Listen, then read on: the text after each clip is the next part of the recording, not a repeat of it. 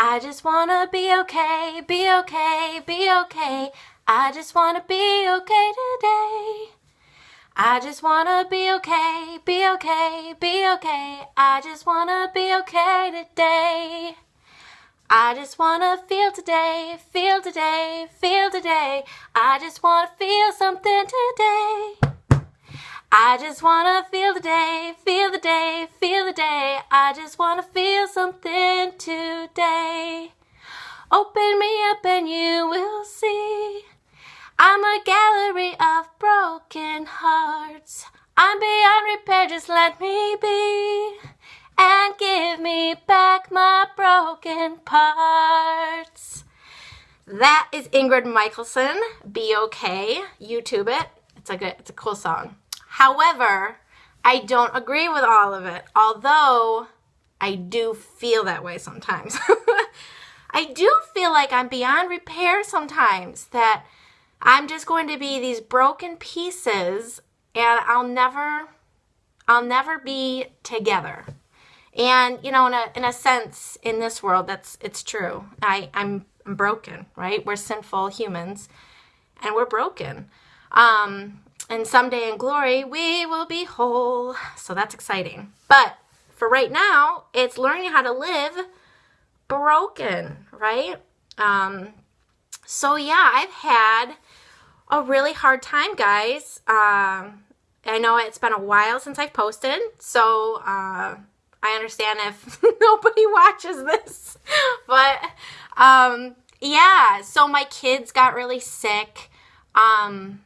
And I wasn't sleeping because they were in my bed, and I don't sleep with kids. So, yeah, the whole bring your newborn to bed and sleep. Yeah, no, that wasn't me. My newborn needed to sleep over there so I could actually sleep. But to each his own. So, yes, I didn't get very good sleep at all, sleep deprived, and it went through all of the children. They didn't all get pneumonia. Only Oliver got pneumonia, but they had nasty colds. It was just really an ordeal. So, and it didn't help. It was coming off my birthday week, which I cheated. You guys know that I had meals, you know, that had sugar and grain involved. And I was not kidding when I said, you eat sugar, you wake the sugar monster up. And that is exactly what happened. And I could not gain self-control. I could not. There were so many things going on between the kids and other arguing going on. I wasn't sticking to plan, you know, to progress towards my goals. So today, well, there are a lot of thoughts. I hope this video doesn't run very long for your sake. But I just want to share a few things with you. So, yes. So today, being Monday, I've stayed on plan. The only reason why I've stayed on plan is because last night after Brandon went to bed, I put my keys to my car in his glove compartment. So I wouldn't have a choice, because sometimes you only have strength to do, well, crazy, stupid stuff. Like this is crazy. Like, what person can't just say, no, I'm not going to do this or that today? Apparently not me. I'm beyond that. So, and so if you ever feel like you are really out of control, especially with food, that's what I can really relate to, but I'm sure this can go to almost any other activity that's gotten out of control. But you're not alone. I often feel like I'm alone, and how embarrassing if I actually was. But I can't know that because this is a one-way thing. So yeah, it's that crazy, guys. It's that tempting for me. I lack the muscle power or whatnot to flex the muscle of will and saying, I will not do this. But I'm always stronger at night than I am during the daytime. Why? Because I've already eaten what I wanted to eat. So, of course, you can say anything you want. That's why it's always easier at night. You're like, tomorrow I'm totally not having any sugar or grain. I'm totally not going to. And then you wake up and you're like, oh my word, let's make some pancakes. So it doesn't. So like last night I put my keys into his glove compartment and he drove off today unknowing that he took my keys with him. Some of you might be asking, well, why didn't you just tell him? I don't know. I guess maybe it's kind of fun. It's fun to have, I don't know. Let's not go into that. Anyways, I just didn't. I just shoved them in his glove compartment.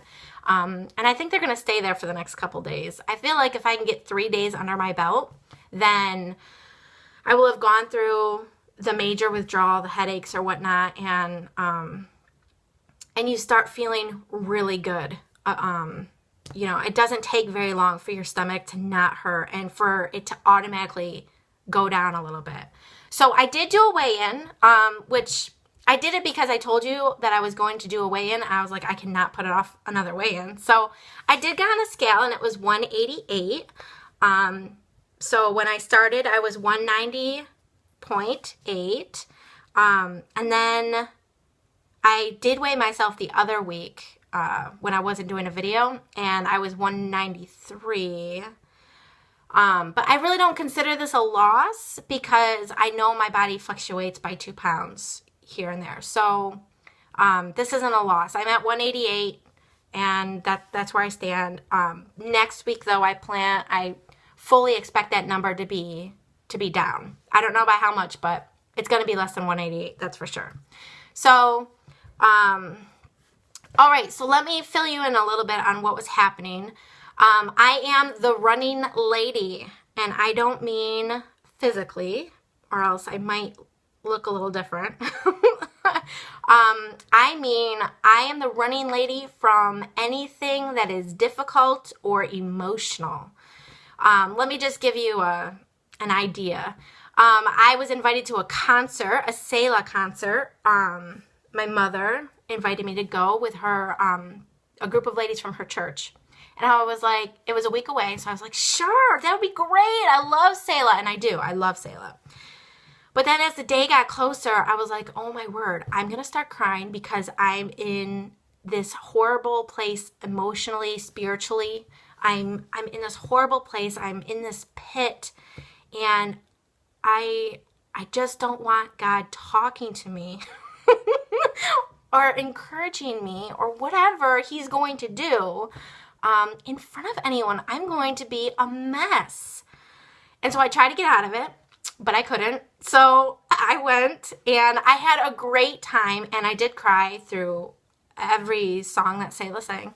But that's because Selah's songs are rooted in scripture, and so it's truth. And when you sing truth, or you say truth, and you remind your spirit of certain realities, well, I cry. That's what I do. So, I got through it, but I am telling you, I am the running lady. I'm like, oh, something difficult? Better get out of here. Oh, you want to talk about something sensitive? I got to get out of here. I am the running lady. So, yes. So it's time to face it up. Face up. Because I'm not getting any better doing what I've been doing. And I've been running, so it's time to stop running. And look at things and think about things and really internalize things. So one thing that's helped me was I actually heard a sermon by Alistair Begg about David and Goliath. I only got to hear a tiny little portion of it, but it was exactly the portion that I needed to hear. You can find the story of David and Goliath in 1 Samuel chapter 17, if you want to read it.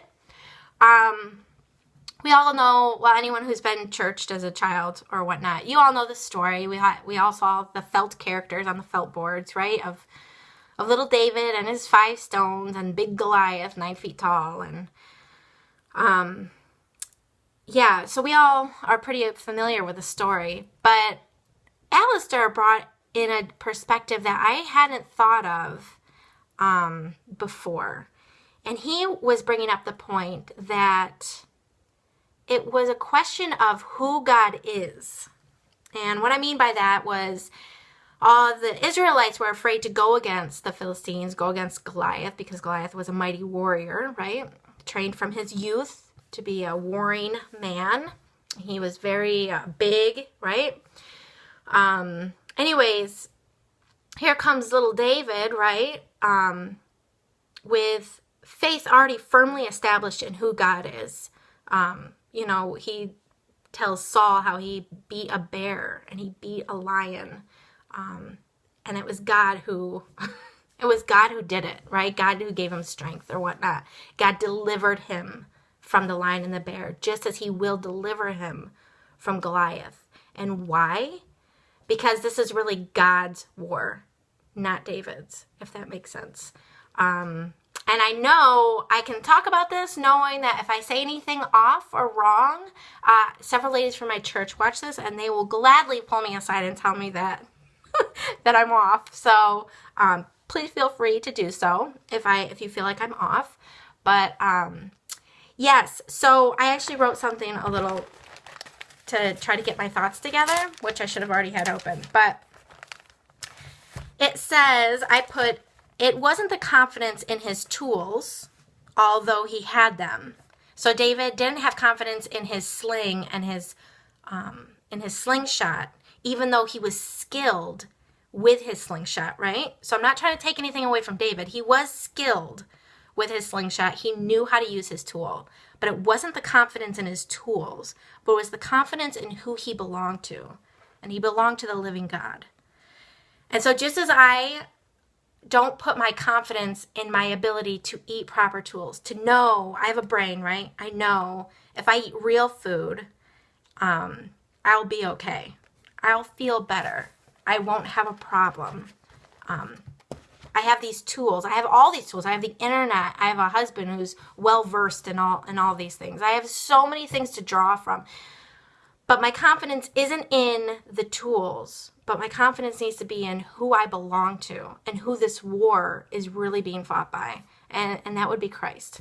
So that crashed down on me in a very good way. Crashed in a good way. It brought me to tears. It reminded me that I am not alone in this issue. I am not alone, even though I feel like the gallery of broken hearts, just let me be, I'm beyond repair. I feel that way, but it's not true. I'm not that way. I am not beyond repair. I can be put back together. I can, with being clothed in God's righteousness, I have the ability, God has the ability, but through me, I have the ability to shake things off, if that makes sense. So I appreciate your patience with me. And obviously this is not me telling you what to do or anything like that. This is seriously my journey. This is it, guys. You're watching it. It's not pretty. It's not easy. I don't get to snap my fingers and things are just done. This is a real struggle for me, a struggle I've dealt with for a very long time. But I'm making progress. So thank you for joining me on this journey. And I hope to make a video on Friday. I'd like to get through the week without, no sugar, no grain. Oh, that last thing. I know I'm almost to 14 minutes now. Last thing. I'm dedicating the next 100 days to no life in my living. Usually no sugar, no grain. They have a saying that says, put a little life in your living. That means that you can live this way from day to day, but every once in a while, go have a piece of cake. Go have dinner or whatnot. You can do that. You can celebrate and put living into your life. But they also have a term of no life in your living, and that's when you are strictly trying to get onto this lifestyle and feel comfortable with it. So I am declaring 100 days of no life in my living. And the 100 days start today. So yeah, that's it. So I hope to talk to you guys on Friday, and thanks for watching. Bye.